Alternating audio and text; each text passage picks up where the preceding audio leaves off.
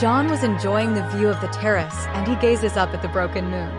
He then felt the presence coming close. He turns to see Willow with a glass with her. Willow, I haven't had a chance to thank you for saving my son. Jaune, it was nothing. Willow, it wasn't nothing. Regardless at how I appear, I still don't wish no harm comes to my children. Jaune, you keep saying yours and just your son. Willow, I want nothing to do with that man. Jaune, he is your husband. Willow, not by choice. Jaune, then why go through with it? Willow, I never had a choice. Jaune, the feeling is mutual. Willow, are you married? Jaune, no. I feel the same way about having no choice. Willow, oh. She leans on the rail as she also looks at the moon. Willow, what did he ask you for? Jaune, to watch over his heir. Willow, his heir. She then takes a sip. Jaune, haven't you had enough? Willow, it's never enough. Jaune, it's not good for you. Willow, I just want this pain to go away. Jaune, you can't just drink it away and do nothing. Willow, then what should I do? She screams at him with tears in her eyes. Jaune, choose. Willow, what? Jaune, choose to either wallow in self-pity or stand up and do something about. Willow, what am I supposed to do? Jaune, figure it out. Willow, I had years to figure it out. At every turn he was there to keep me in this prison. It was fate. Jaune, there is no fate but what we make for ourselves. We are the master of our own fate. We are the captain of our own ship. Willow looks at him dumbly as he looks at her with a stern but soft gaze. Willow, how can a kid be this sure, even with his own life?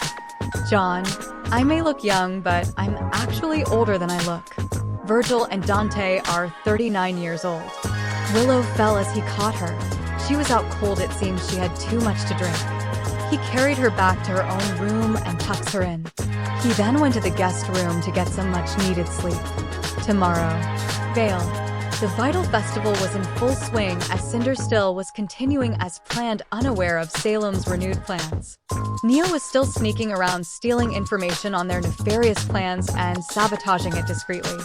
Cinder, what is going on? I can't contact that egotistical Watts or even Mistress Salem. Emerald, should we change the plan? Mercury, without that Roman guy we are basically screwed, and we haven't had much luck with the breach, and the Grimm are nowhere in sight. Cinder, if we can still get the Wyvern, it could still be salvageable. Emerald, we don't have the virus Watts made, and with him unreachable. Cinder, how about Leonardo? I heard Watts was supposed to be speaking with him. Mercury, nope, nothing. Cinder, what is going on? Then Neo just returns back to send word to the headmaster. Beacon, Ironwood, have you heard? Ashbin, yes, the Argus battle. Ironwood, that man took on a Leviathan. Are we sure he is on our side? Ashbin, yes, I am 100% sure. Right now he is currently in Atlas. Ironwood, what? Glinda, can you no shout like an idiot? Back to Atlas. Jaune was getting ready for the day as he passed an open door as he heard music from a piano. He looked for a source, and it was Whitley as he was playing a sad tone as he listened in, and when he finished, Jaune called out. Jaune, you've got some talent there. Whitley, Mr. Ark, good morning. Jaune, no need for formalities. I am your temporary guardian. Whitley, oh, I see. So what are we supposed to do? Jaune, I don't know, what do you do often?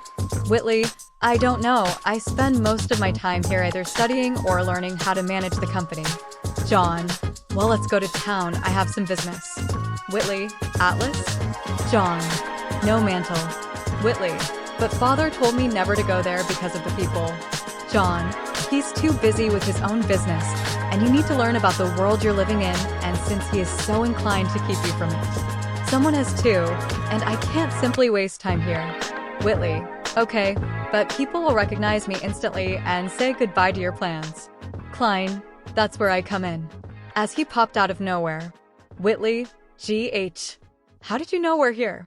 Klein, nothing happens here without me knowing, and besides you need a walk to stretch your legs. He looks to Jaune, understanding what he is doing. Klein practically did the same to Winter and Weiss. Klein, now come with me, young man, and we'll get you dressed for the occasion. A few moments later, Klein came back and gave a tada. John, wow, didn't recognize you for a second there. Whitley, this feels weird. John, I won't call you by your name when we're out there, are we clear? Whitley, okay. Klein, take care you too. The two then leaves for Mantle. Whitley, why does this place look so run down? John, Atlas is where all the innovation and money goes. Mantle is more accustomed to its roots since this is where it all began. Whitley, I see. John, didn't they teach you the history of Atlas when you were at school? Whitley, no, they don't actually. John, Then a truck went past them. Whitley, what happened? Then someone else spoke. Fiona, an incident in an SDC mine. They look and saw a land. Whitley, what kind of accident? It said that the mines are safe due to the technology put into them. Fiona, that's what they want you to believe. The tech you speak of gets sold to the Atlas military. The hazardous work that the miners lived with that the so-called Atlassian Knights were meant to do are still being done by hard-working hands. Any news about these things gets stamped out by the CEO of the SDC. Whitley just looks to her horrified and looks at the miners, some were covered with blankets. Fiona, sometimes there are those that aren't so lucky. Whitley just finds that hard to believe. John, is there anything else that's been happening to these city lately? Fiona, nothing. Are you guys tourists? John, him yes, and I'm a huntsman who came from Vale. She recognizes the blade in hand. Fiona, hey, you're the guy who took down the Grimm pack outside the walls. Whitley looks at him amazed. Fiona even shows them a recording. John, did you post this on dust.net? Fiona, no, but I can't speak for the others who were there.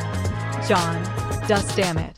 Unknown to the young Dark Knight, news of him reached a certain mistress, and she sent one of her knight after him. A ship was inbound to Atlas with a couple of dead Atlasians inside. Tyrion whistling Steamboat Willie as he laughs.